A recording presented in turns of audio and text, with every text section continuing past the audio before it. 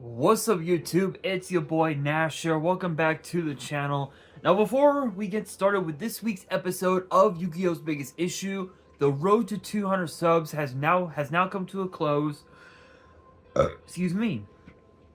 Excuse me. And we are now 234 subs away from hitting 500 subs. And who knows, maybe we might hit 500 subs by the end of the year. Only time will tell. But as I have said in previous videos, if this channel does get to 500 subs, I will open up this Korean LOB booster box in its entirety on the channel that I got from my partners over at Collector Store. So be sure to check them out. Link and address will be in the description below. By checking them out, not only does it support them, it also supports the channel, and I would greatly appreciate it. On the hopes of potentially pull a Blue Eyes White Dragon, a Dark Magician, a Red Eyes Black Dragon, a piece of Exodia, Monster Reborn, Pot of Greed. The possibilities are out there. However, if this channel gets to 1,000 subs, I will open up this first edition Toon Chaos box in its entirety on the channel that I also got from my partners over at Collector Store, on the hopes of potentially pull a collector's rare out of this set. But with that being said, if you guys want to see these boxes get opened, maybe you guys want more episodes of WWE's Biggest Issue, maybe you guys want more episodes of Yu-Gi-Oh's Biggest Issue, deck profiles, card discussions, WWE topic videos, or maybe, just maybe, you guys want some premium live event predictions and results. Well, if you guys want all of that and more, my channel is the place to be. So if you guys are new to the channel, and I know that a lot of you guys are, because more than 70% of you guys are watching the content, but you guys are not even subscribed. And to top it all off, we got to get more women to watch the content as well.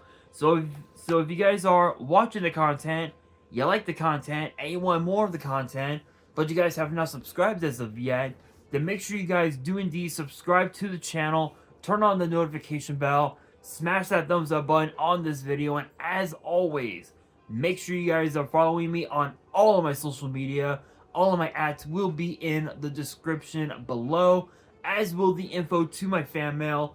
It will also be in the description as well.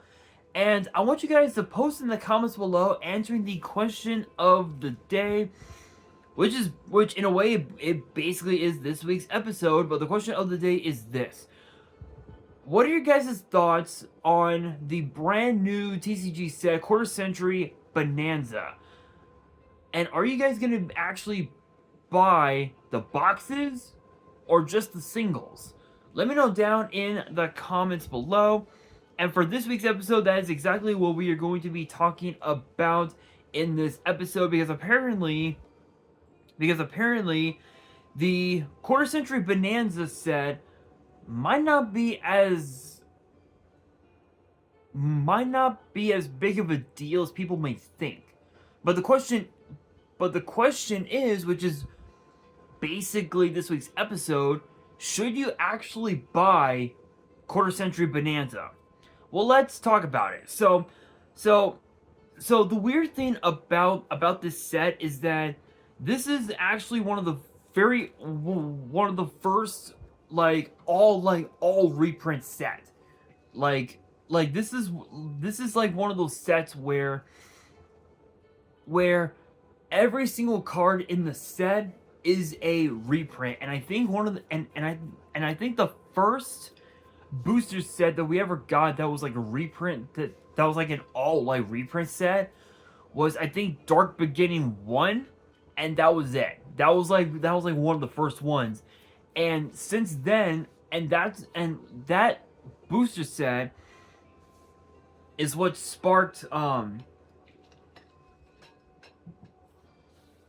is what sparked reprints being added to different sets, such as like side sets, deck build sets, even also sets like Duelist Saga and all that. And this set, I don't even think it's worth it. I'm being real. I'm having my doubts about it, because they have already started to, because Konami has already started to announce the first the first batch of cards that will be reprinted in the set, and that first batch of cards are as follows: Cyberstein, Dark Magician Girl the Dragon Knight, Card Trooper, Elemental Hero Stratos, Goyo Guardian. Let's see what else here. Sangan, Skyscraper 2 Hero City, Morphing Jar, Magician of Faith, Jurak Guaiba. Let's see, moving on. Here we are.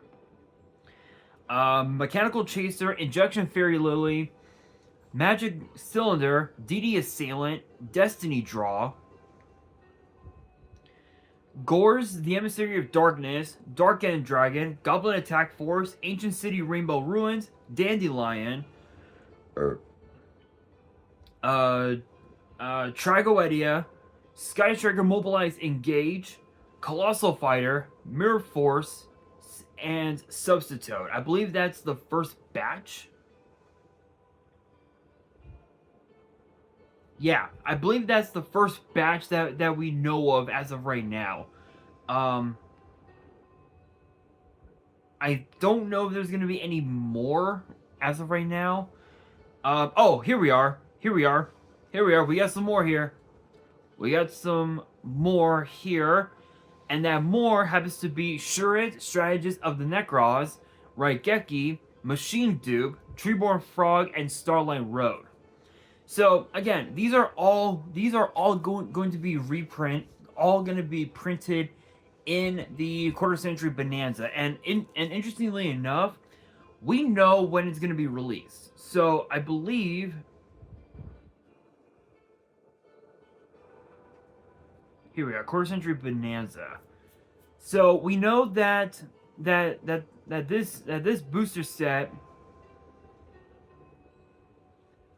will be released, I believe, sometime next year. And if my memory serves correct, I believe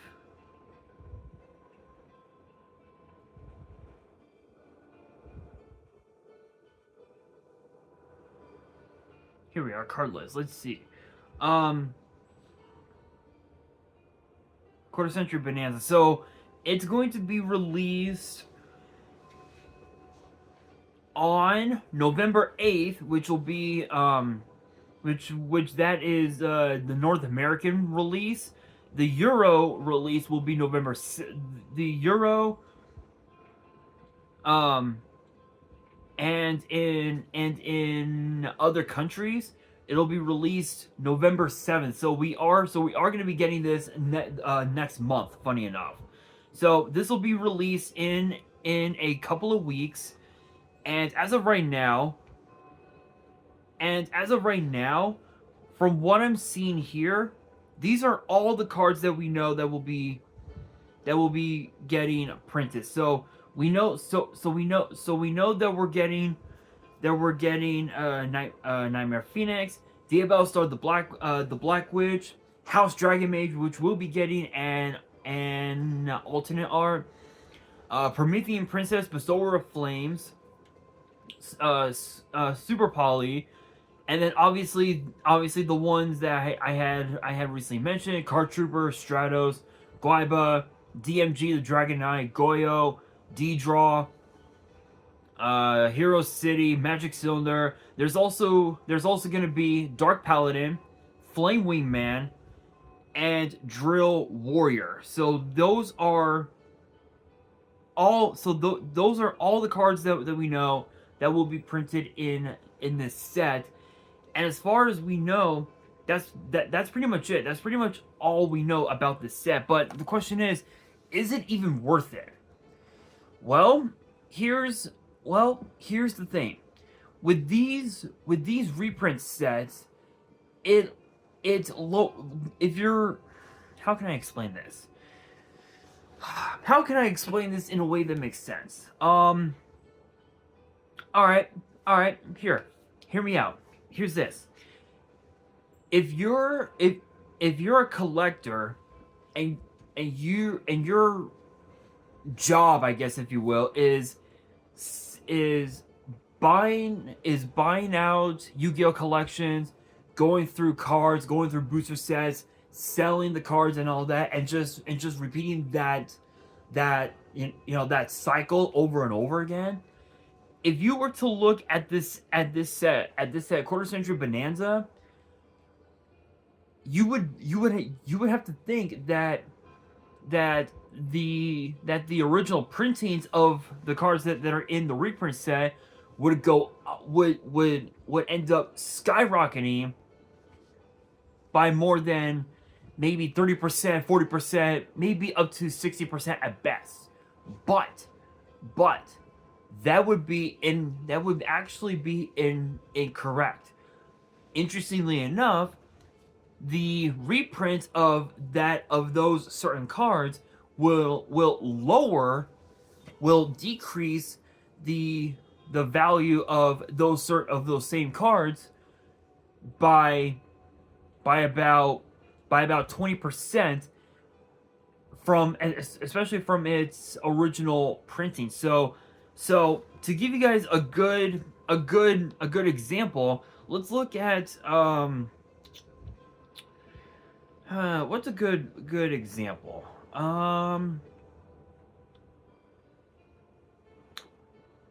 We'll use Flame Wingman as a perfect example. So Flame Wingman was released in the Lost Millennium, which was actually the very first GX set of Yu-Gi-Oh's lifespan, and Flame Wingman was in that set, I believe, as an ultra rare and an ultimate rare, and I believe the ulti of the card, if I can go to Troll and I'll go on Troll and Toad and give you guys a good example. Let's see.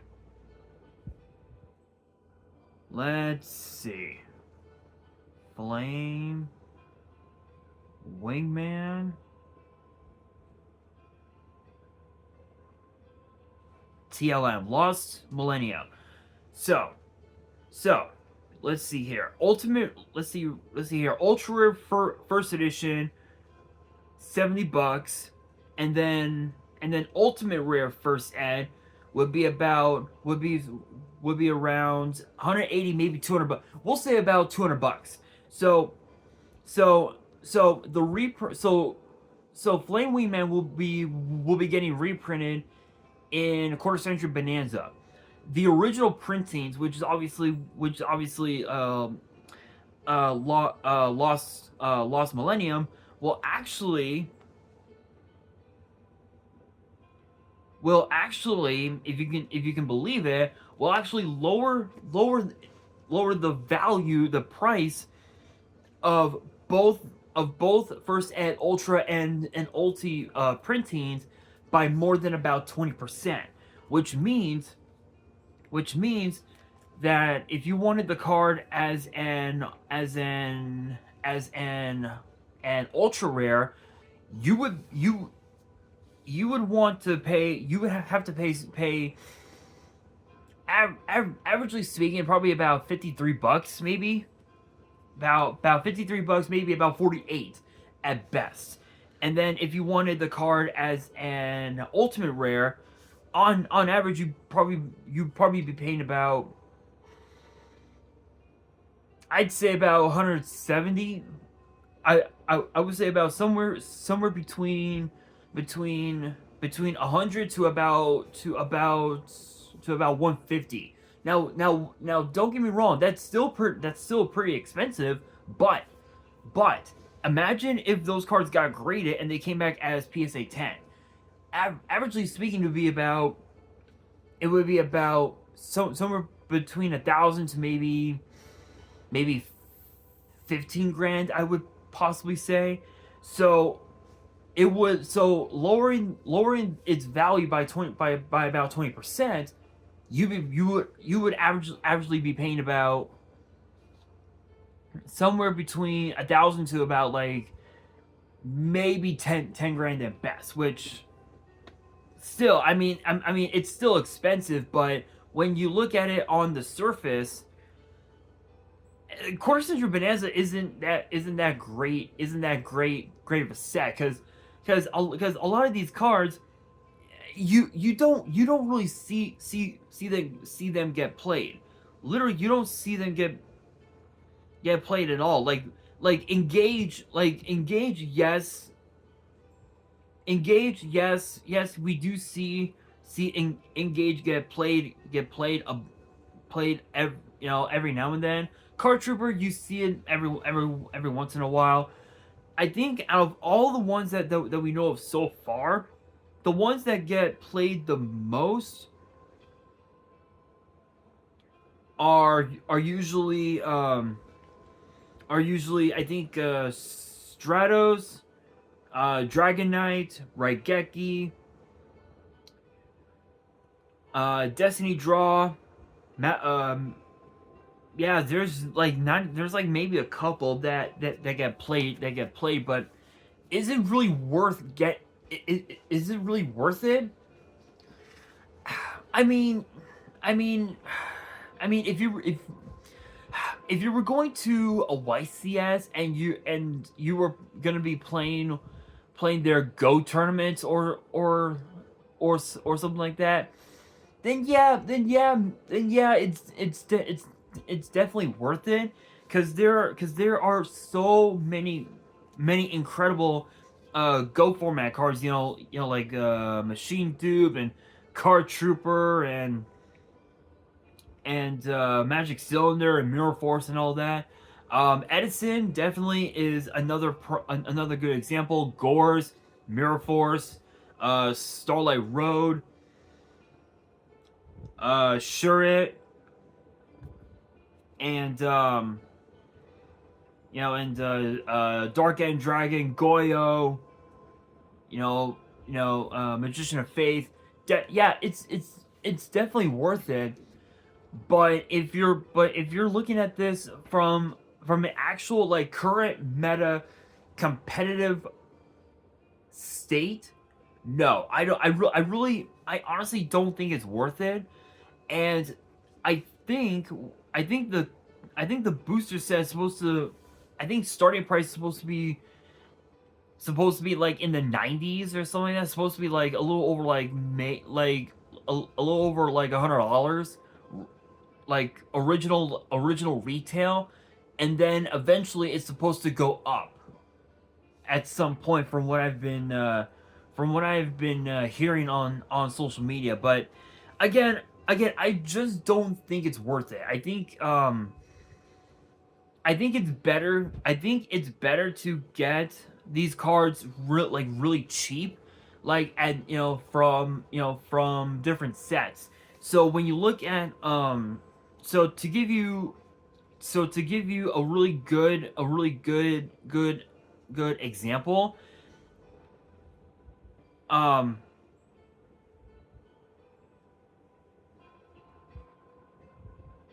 if you're looking at if you're looking at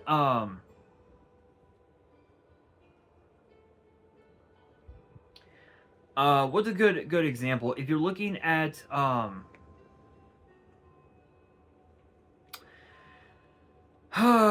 my god, what's a really good example? Trying to think. Stratos.